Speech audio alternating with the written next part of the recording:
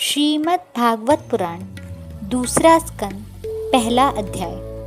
श्री सुखदेव जी ने कहा, परीक्षित, तुम्हारा लोक हित के लिए किया हुआ ये प्रश्न बहुत ही उत्तम है। मनुष्यों के लिए जितनी भी बातें सुनने, स्मरण करने या कीर्तन करने की हैं, उन सब में ये श्रेष्ठ है। आत्मज्ञानी महापुरुष ऐसे प्रश्न का बड़ा आदर करते हैं। राजेंद्र, जो गृहस्थ घर के काम धंधों में उलझे हुए हैं, अपने स्वरूप को नहीं जानते, उनके लिए हजारों बातें कहने, सुनने एवं सोचने करने की रहती हैं। उनकी सारी उम्र यूं ही बीत जाती है। उनकी रात नींद या स्त्री संग में कटती है और दिन धन की हाय हाय या कुटुंबियों के भरण पोषण में समाप्त हो जाता है।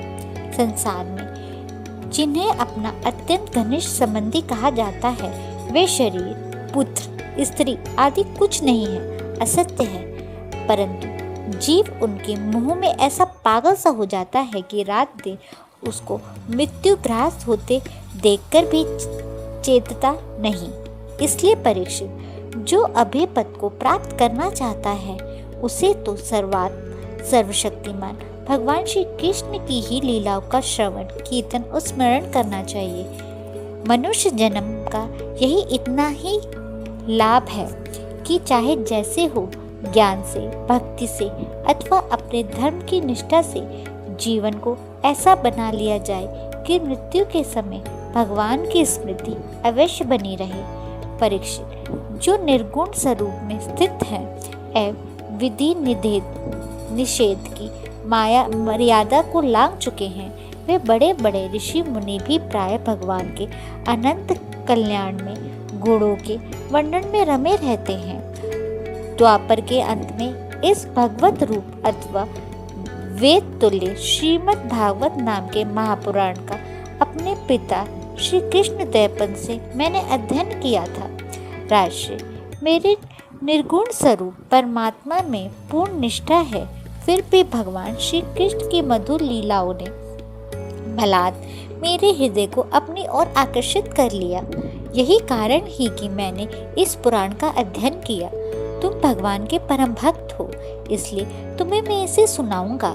जो इसके प्रति श्रद्धा रखते हैं, उनकी शुद्ध चित्तवृत्ति भगवान श्री कृष्ण के चरणों में अनन्य प्रेम के साथ बहुत शीघ्र लगी जाती है। जो लोक या परलोक की किसी भी वस्तु की इच्छा रखते हैं या इसके विपरीत संसार में दुखों का अनुभव करके जो उसके विकृत हो गए हैं और निर्भय मोक्ष पद को प्राप्त करना चाहते हैं, उन साधकों के लिए तथा योग संबंध सिद्धि ज्ञानियों के लिए भी समस्त शास्त्रों में यही निर्णय है कि वे भगवान के नाम को प्रेम से संकीर्तन करें। अपने कल्याण साधन की ओर से असावधान रहने वाले पुरुष की वर्षों लंबी आयु भी अनजाने में ही व्यर्थ बीत जाती है। उससे क्या लाभ? सावधानी से ज्ञानपूर्ण प्रतीति हुई घड़ी तो घड़ी भी श्रेष्ठ है, क्योंकि उसके द्वारा अपने कल्याण की चेष्टा तो की जा सकती है। राशि घटवंग, आपकी आयु की समाप्ति का समय जानकर दो घड़ी ही सब कुछ त्याग कर भगवान के अभय पद को प्राप्त हो गए।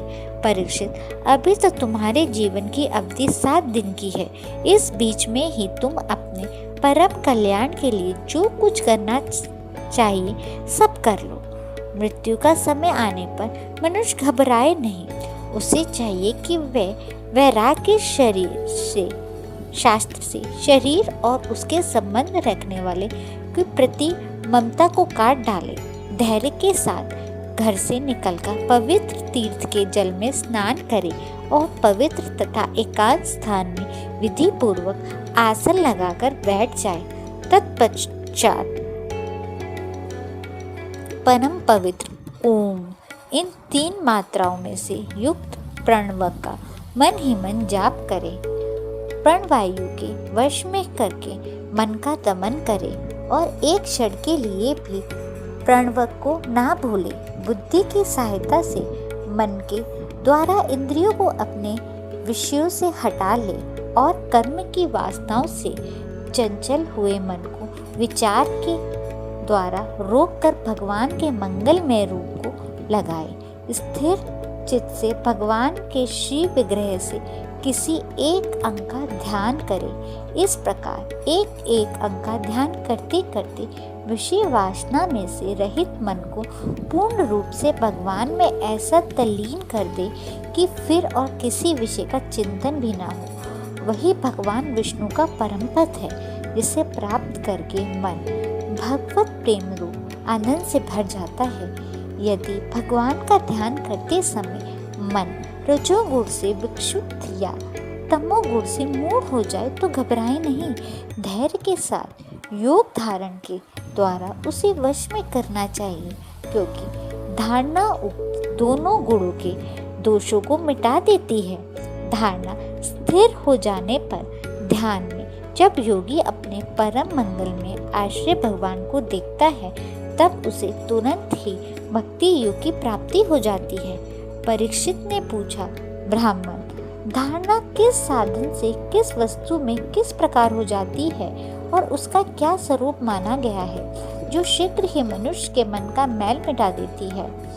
श्री सुखदेव जी ने कहा, परीक्षित, आसन, श्वास, आस्कृत और इंद्रियों पर विजय प्राप्त करके फिर विद्युत के द्वारा मन को भगवान के स्थूल रूप में लगाना चाहिए।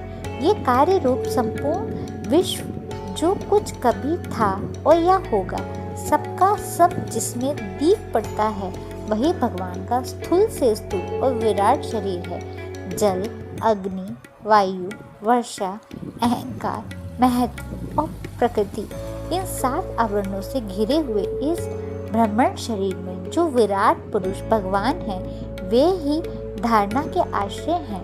उन्हों की धारणा ही जाती है। तत्वीय पुरुष उनका इस प्रकार वर्णन करते हैं। पाताल विराट पुरुष के तलवे हैं, उनकी एड़ियां और पंजे रसातल हैं। दोनों गुल्फ एड़ियों के ऊपर की गांठ महातल हैं, उनके पैर के पिंड तलातल हैं। विश्व मूर्ति भगवान के दोनों घुटने सूतल हैं और जांघें वितल और अतल हैं। पेड़ू भूतल हैं और परीक्षित, उनके नाभि रूप सरोवर को ही आकाश कहते हैं। आदि पुरुष परमात्मा की छाती को स्वर्गलोक, गले को महरलोक, मुख को जन्मलोक और ललाट को तपोलोक कहते हैं। इस सहस्त्र सिर वाले भगवान का मस्तक समूह ही सत्यलोक है। इंद्रियादि देवता उनकी भुजाएं हैं। दिशाएं कान और शब्द श्रवणेंद्रियां हैं। दोनों अश्विनी कुमार उनकी नासिका के क्षेत्र हैं। गंध घड़ेंद्रिय हैं और धधकती हुई आग उनका मुख है। भगवान विष्णु के नेत्र अंतरिक्ष हैं और उनमें देखने की शक्ति सूर्य है। दोनों पलके रात और दिन हैं। उनका भूमिलास ब्रह्मलोक है। तालु जल है और जीवा रस। वेदों को भगवान का ब्रह्मरथ कहते हैं और यम को दाणी।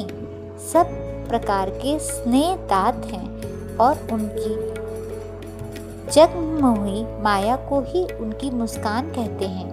ये अनंत सृष्टि उनकी माया का कटाक्ष विपेक्ष है। लज्जा ऊपर का ओठ और लोभ नीचे का ओठ है। धन स्तन और अधर्म पीठ है। प्रजापति उनके मूत्रेंद्रिय हैं। मित्रावरुण अंडकोश हैं। समुद्र कोक हैं और बड़े बड़े पर्वत उनकी हड्डियां हैं। राजन विश्वमूर्ति विराट पुरुष की नाड़ियां नदियां हैं। वृक्ष रोम हैं। परम प्रबल वायु श्वास है। काल उनकी चाल है और गुणों का चक्कर चलाते रहना ही उनका कर्म है। परीक्षित बादल को उनके केश मानते हैं। संध्या उनका अंतर्वृत्त का वृत्त है। महात्माओं ने अव्यक्त मूल प्रकृति को ही उनका हृदय बतलाता है और सब विकारों का खजाना उनका मन चंद्रमा कहा गया है। महत्व को सर्वात भगवान का चिंतन करते हैं और रुद्र उनके अहंकार कहे गए हैं। घोड़े, खच्चर, ऊंट और हाथी उनके नख हैं। वन में रहने वाले सारे मृग और पशु उनके कटिपेदेश में स्थित हैं। तरह तरह के पक्षी उनके अद्भुत रचना कौशल हैं। सब मनु उनकी बुद्धि हैं और मनु की संतान मनुष्य उनके निवास स्थान है। गंधर्व, विद्याधर, चारण और अप्सराएं उनकी प्रजंत आदि स्वरों की स्मृति हैं। दैत्य उनके वीर्य हैं। ब्राह्मण मुख, क्षत्रिय भुजाएं, वैश्य जांघें और शूद्र उन विराट पुरुष के चरण हैं। विविध देवताओं के नाम से जो बड़े बड़े दिव्य में यज्ञ किए जाते हैं वे उनके कर्म हैं। परीक्षित, विराट भगवान के स्थूल शरीर का यही स्वरूप है, सो मैंने तुम्हें सुना दिया। इसमें मुमुक्षु पुरुष बुद्धि के द्वारा मन को स्थिर करते हैं, क्योंकि इसमें भिन्न और कोई वस्तु नहीं है जिससे स्वप्न देखने वाला स्वप्रभाव स्थान से अपने आप को ही विविध पदार्थों के रूप में देखता है। वैसे ही सबकी बुद्धि वृत्तियों के द्वारा सब कुछ अनुभव कराने वाला सर्वतमयी परमात्मा ही एक ही है। उन सत्य स्वरूप आनंदहीन भगवान का ही भजन करना चाहिए। अन्य किसी भी वस्तु में आसक्ति नहीं करनी चाहिए, क्योंकि यह आसक्ति जीव के पद पतन का हेतु है। इसी के साथ पहला अध्याय समाप्त हुआ।